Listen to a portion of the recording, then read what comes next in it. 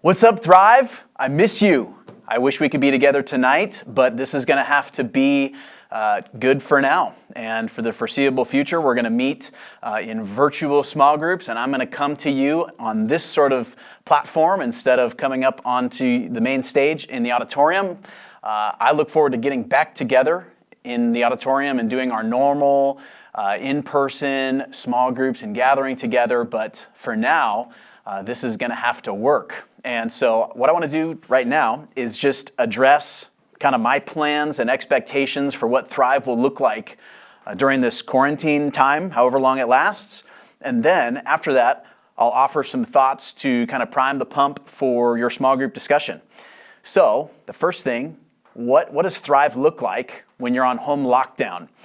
Well, I would love for you to get into the normal routine of listening to the weekend sermon with your family on Sunday morning or Saturday night during a normal church time. Get dressed, get ready, sit down, watch the sermon, and then gather with your small group on Thursday nights like normal, just in this Zoom sort of capacity.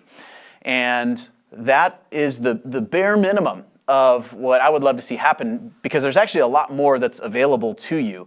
Our church, all of our pastors and our staff, we've all gone into overtime working to make additional efforts just to provide content for you through digital mediums. So I'll draw attention to two of those that I think you really ought to take advantage of, in addition to the weekend sermon and the small group discussions on Thursday night. The first, hopefully you've seen Pastor Mike's morning and evening devotion and Bible study. Every day, you've got 2 teaching times with Pastor Mike coming at you. These are available. If you don't catch the morning devotion in the morning or the evening Bible study in the evening, that's okay. But these are just great resources coming from your senior pastor that you really ought to listen to. And so take advantage of that content that's coming at you from Pastor Mike. You can go onto your app, your Compass Bible Church app, and you can click and access all those teachings right there next to your DBR and the weekend sermon resources, all on the app. Also, the website has all that info as well. The other resource I want to highlight, amongst everything else that we're doing as a church, is the podcast. So Thriving Marriage with Mark and Bethany is doubling and tripling our efforts. So instead of 1 episode per week, we're going to try to be releasing 2 or 3 per week. And so just be ready for those. There's going to be a Facebook Live component where you can watch those discussions in real time and without the edits on Facebook, or you can listen to it through the normal podcast app, however you normally do that. So just be watching for those, because those are designed for you. The reason I created Thriving Marriage with Mark and Bethany was with you in mind. So that is content that is specifically geared toward you, your stage of life, stuff that you're going through, and hopefully there's going to be some helpful ideas, tools, challenges, questions that come to you through that podcast. So there's all sorts of other stuff. You can just go on our website or go through social media right now and see that our church is flooding you with content, and it's all good stuff. Now, getting ready for your discussion in your virtual small groups tonight, I want to remind you about the weekend sermon that was on Psalm 1 and the challenge of being the kind of person who does not conform to the world, but rather conforms to the Word of God. It was a really helpful, timely challenge. I hope you watched that. If you didn't, you can go back and watch it later. But be the kind of person who meditates on God's Word day and night, and you will be the kind of person that is described as blessed in that passage. This is the right way to go about life here on earth, to be saturated with God's Word, be reading it, thinking about it day and night on a regular basis. And this psalm, this challenge, is true whether you're in home quarantine or not. This psalm was around for a lot longer than any of our modern day issues, and its relevance is equally true today as it was pre-COVID-19 quarantine. So, regardless of your circumstances, regardless of the unique challenges in this season of life that you're in, be the kind of person who is committed to meditating on God's Word. when I was listening to the sermon, I thought of the biblical figure Ezra. And he's described as a person who meditated on the Bible. He committed himself to studying God's word. And we know in the history of Israel that Israel was captured, taken into captivity in Babylon, and Ezra led a group of people back from Babylon or Persia back into Jerusalem. And he was a part of the return from exile. And so we think about that, okay? So he was in Babylon, and then he went back to Jerusalem, and he taught the Bible, and Nehemiah did the same trip. He helped rebuild the walls. We can talk about these guys and maybe gloss over the monumental feat of traversing through the desert from Persia back to Jerusalem. That was a 1,000-mile journey that probably took Ezra 4 months. In fact, if you look in your Bibles, in Ezra chapter 7, it says, "So there went up also to Jerusalem in the 7th year of Artaxerxes the king, some of the people of Israel, and some of the priests and Levites, and the singers and the gatekeepers, and the temple servants. And Ezra came to Jerusalem in the 5th month, which was in the 7th year of the king.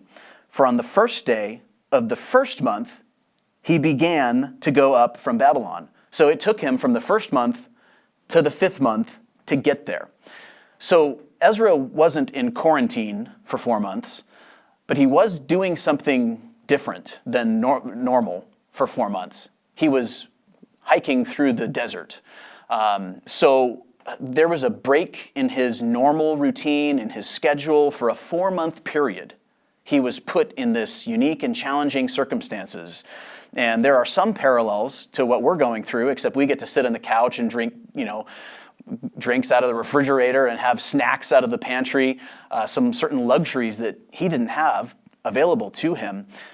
But the parallel is that there was a 4-month parenthesis or interruption in his routine, yet he's described as the kind of man who was committed to meditating on the Bible day and night. Because if we keep reading right here from where we're at, I just read verses 7, 8, and 9. Verse 10 says this: "Ezra had set his heart to study the law of the Lord and to do it and to teach his statutes and rules in Israel." Ezra was a Psalm 1 kind of man. He was the kind of person who was committed to the Bible, regardless of his schedule being upset and things being different and life being turned upside down. And so I think that's a helpful challenge for us to be the kind of Psalm 1 person that we were exhorted to be over the weekend, regardless of our circumstances. And I would even add, especially in light of these circumstances where there's additional challenges and disruptions to our normal routine. And you have additional opportunities just being in your home, being confined to your home. I think about addressing a marriage ministry here and myself going through this. You are on home lockdown with your wife, whether you like it or not, husbands, and with your kids, if you've got kids in the house. And so you've got everyone, as you are very aware, all kind of locked in together.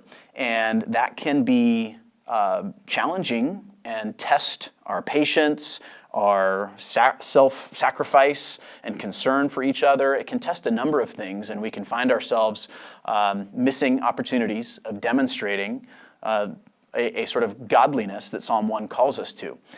Or we can take advantage of the unique opportunity of being together like this. And so that's really what I want to challenge you to do, is to proactively work on your marriage as you meditate on the Bible day and night. Proactively build into your family as you meditate on God's word day and night. And take advantage of the extra time that you have together. It's going to be really good in your Thrive groups to talk about what these challenges are. And just to be able to express them, share them, brainstorm with one another what everyone else is doing to navigate these challenges. So I really hope that your groups are beneficial to you during this time. And I've seen that groups are connecting and intentionally people are communicating with each other, maybe even more so than before when we were able to meet in person. And so for that, I'm thankful, and I want to say keep up the good work. So have a great discussion tonight and throughout the week. Encourage one another with these things, help each other with these things, and maybe add a question to the sermon recap questions that you've got in the app. And just talk about what is the biggest challenge in your marriage and what is the biggest challenge in your family right now, given the unique circumstances? And what are you doing to navigate that? It's one thing to identify the challenge. It's another thing to identify what you're doing or should be doing to proactively navigate that challenge. So I want to encourage you to add that discussion point to your groups and then have a great discussion about the sermon and everything going on in life right now. So please find me on the podcast and access all of our resources between now and next Thursday. But until next Thursday, this is goodbye for now. See ya.